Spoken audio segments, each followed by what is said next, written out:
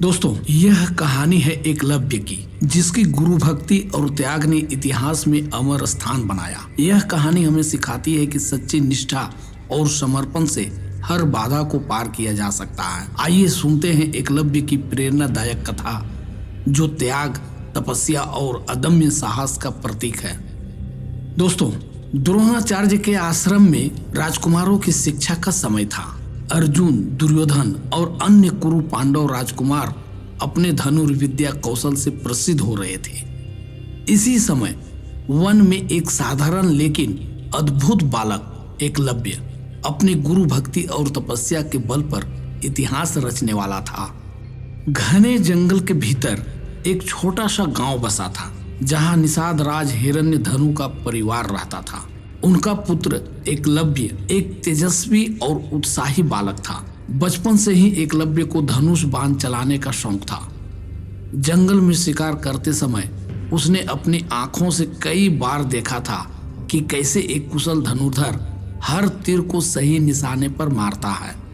एक दिन एकलव्य ने अपने पिता से पूछा, पिताजी, क्या मैं भी कुशल धनुर्धर बन सकता हूँ?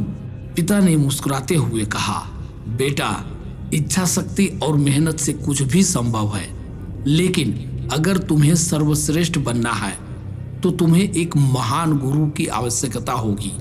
यह सुनकर एकलव्य के मन में द्रोणाचार्य का नाम आया।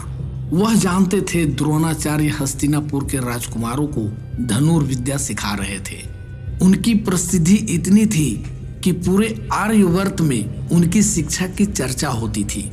एकलव्य ने निश्चय किया कि वह स्वयं द्रोणाचार्य के पास जाएगा और उनसे शिक्षा की प्रार्थना करेगा।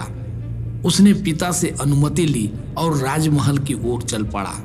हस्तिनापुर के पास द्रोणाचार्य का आश्रम था। वहां पहुंच के एकलव्य ने देखा कि राजकुमार अपने अपने धनुष बाण के साथ अभ्यास कर रहे हैं। उनके कौशल को देखकर एकलव्य का हृदय आनंद से भर गया। एकलव्य ने द्रोणाचार्य के पास जाकर विनम्रता से प्रणाम किया और कहा, गुरुदेव, मैं आपके शरण में आया हूँ। कृपया मुझे अपना शिष्य बना लीजिए और धनुर्विद्या का ज्ञान दीजिए। द्रोणाचार्य ने एकलव्य की ओर देखा। उसका उत्साह स्पष्ट था, लेकिन उसके वस्त्र और वंश उसके बारे में सब कुछ कह रहे थे। द्रोणाचार्य ने गंभीर स्वर में कहा, मैं केवल राजकुमारों को शिक्षा देता हूँ। तुम्हारा समाज और स्थिति मेरे आश्रम के नियमों के अनुसार नहीं है। यह सुनकर एकलव्य का हृदय भारी हो गया, लेकिन उसकी भक्ति और संकल्प अडिग थे। उसने प्रण लिया कि चाहे जो हो, वह द्रोणाचार्य को अपना गुरु मानेगा और स्वयं अभ्यास करेगा। एकलव्य अपने गांव लौट आया। उसने जंगल के बीच एक ऐसा स्थान चुना जहां शांति और एकांत था। वहां उसने मिट्टी से द्रोणाचार्य की मूर्ति बनाई और उसे अपने गुरु के रूप में स्थापित किया। हर सुबह वह मूर्ति के सामने प्रणाम करता और अभ्यास शुरू करता। अपने साधनों से उसने धनुष बाण बनाए। तीर चलाने के लिए उसने पेड़ों की शाखाओं को लक्ष्य बनाया। उसके लिए गुरु वही थे जिनकी मूर्ति उसने बनाई थी। दिन रात वह अभ्यास में लीन रहता। जंगल के पशु, पक्षी और पेड़ उसके साक्षी थे। उसकी तपस्या इतनी गहन थी कि कुछ ही महीनों में उसका कौशल राजकुमारों के बराबर हो गया। एक दिन हस्तिनापुर के राजकुमार जंगल में शिकार के लिए निकले।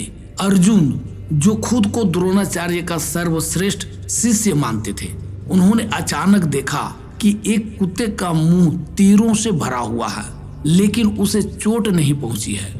यह देखकर अर्जुन चौंक गए। अर्जुन सोचने लगे, यह किसका काम हो सकता है?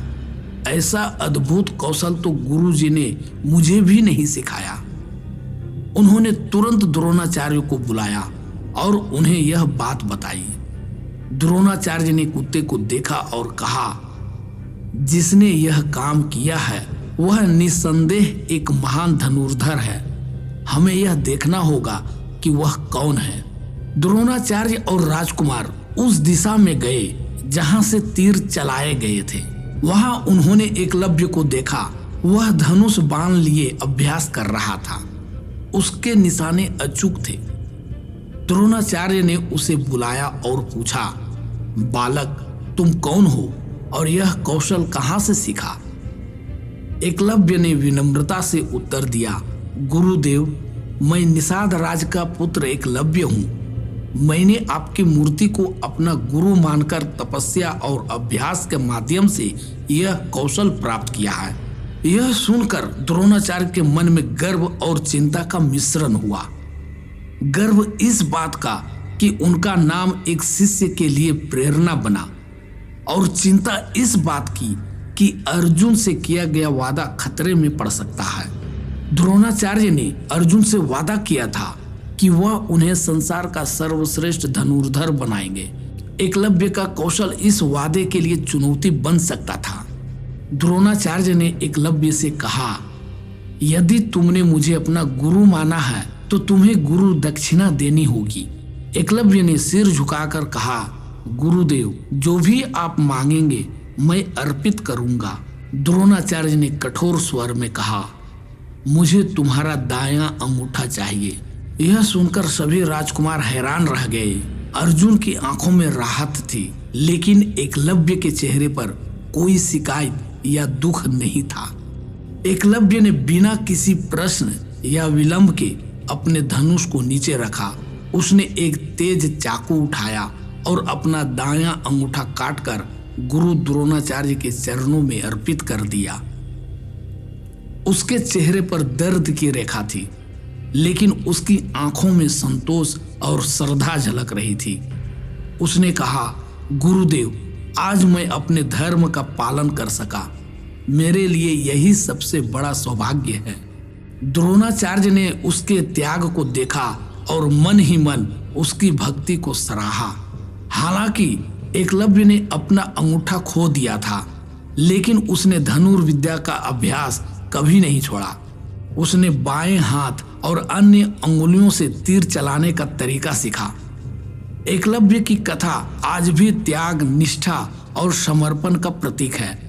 वह हमें सिखाता है कि सच्ची भक्ति और दृढ़ संकल्प के सामने कोई भी बाधा टिक नहीं सकती। तो दोस्तों, गुरु के प्रति सच्ची निष्ठा और भक्ति सर्वोपरि है। मेहनत और संकल्प से असंभव को भी संभव बनाया जा सकता है। त्याग में ही सच्ची महानता है। इस वीडियो से एकलव्य की यह कहानी हमें सिखाती है कि व्यक्ति का वंश या स्थिति नहीं, बल्कि उसकी मेहनत और समर्पण ही उसे महान बनाते हैं। धन्यवाद। अगर ये कहानी आपको अच्छी लगी तो वीडियो को लाइक करें, इस चैनल को सब्सक्राइब करें और अपने मित्रों को भी ये वीडियो शेयर करें। धन्यवाद।